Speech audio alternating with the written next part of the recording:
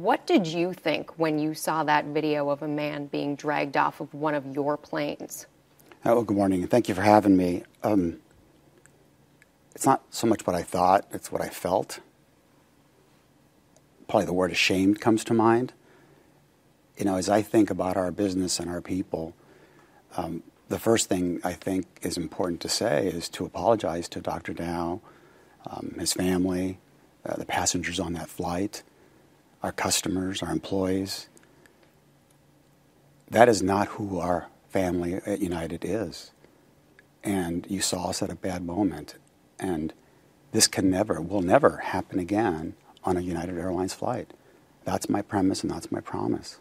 Why not communicate that shame, as you call it initially? In your initial apology, in your initial statement, you apologized for reaccommodating passengers.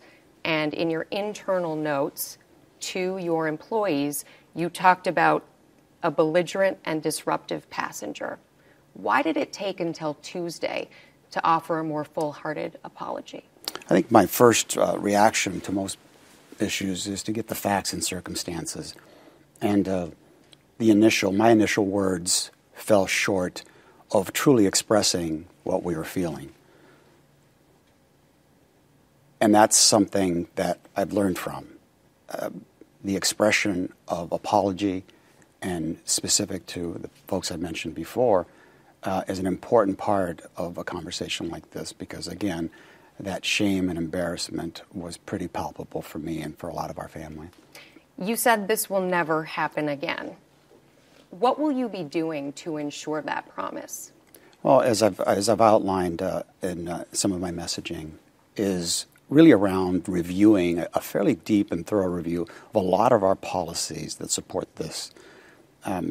Specifically, if I were to be here today as I am, I would tell you that the use of law enforcement aboard an aircraft has to be looked at very carefully. They're clearly there for a purpose of safety, and we want to make sure they protect us. But for other reasons, I think that's a policy we have to absolutely relook at. What went wrong in this scenario? It was a system failure. We have not provided our frontline supervisors and managers and individuals with the proper tools, policies, procedures that allow them to use their common sense. They all have an incredible amount of common sense, and this issue could have been solved by that. That's on me. I have to fix that.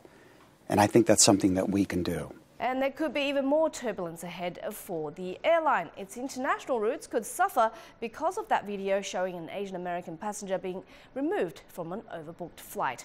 China-US non-stop routes have become some of the most profitable golden routes in recent years. Passenger volumes on China-US air routes surged 30% year-on-year in 2016. Analysts say the passenger episode could hurt the airline's business in the rising Chinese market.